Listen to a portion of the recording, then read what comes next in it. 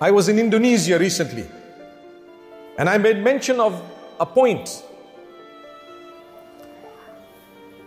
of a magician, a lady from Russia. In an interview online that is there, she was asked, when you're doing your magic and when you're trying to affect people with all types of magic, are there any people that you find it difficult to actually affect? She says, yes, the Muslims. The practicing Muslims who pray 5 times a day. These are the words of a non-Muslim. Go and check it out, it's there. Why? She explains that when they pray, there is a strength and there is like a dome around them, you just can't get through. Allahu Akbar, Allahu Akbar. Wallahi, these are non-Muslims telling you, and you think that this Quran we have been blessed with is something minor. It is the most amazing gift that you have, but you don't do qadr of it. You don't appreciate it. Sometimes you have a spouse, a husband or a wife, the best that you could ever have had. But because you don't appreciate them, you lose them. It happens. When you've lost them, you say, oh, you know what?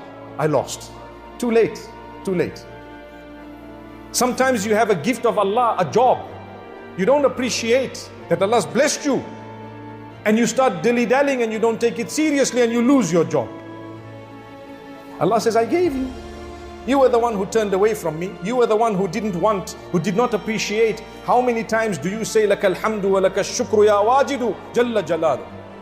How many times do you say, to you is all praise, O Allah. To you is all thanks, O Allah. How do you expect to heal from your sicknesses, your diseases, your weaknesses, your difficulties, your hardships? And every one of us has all of those. I have difficulties and you do.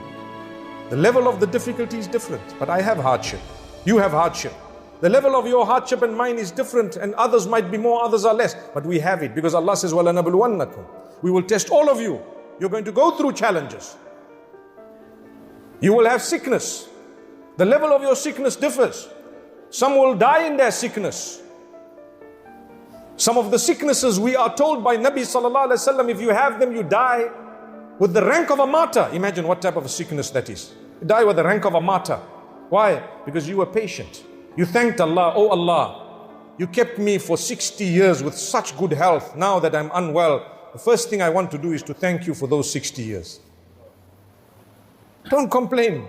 Ayyub alayhi salam was ashamed to complain to Allah because he tells his wife, Allah kept me healthy for so many years. I'm unhealthy for a short time. How can I make dua to him to tell him that, oh Allah, this and that? Subhanallah. Look at the level of love of Allah. He doesn't even want to complain, oh Allah, you've kept me in this condition, I'm still happy.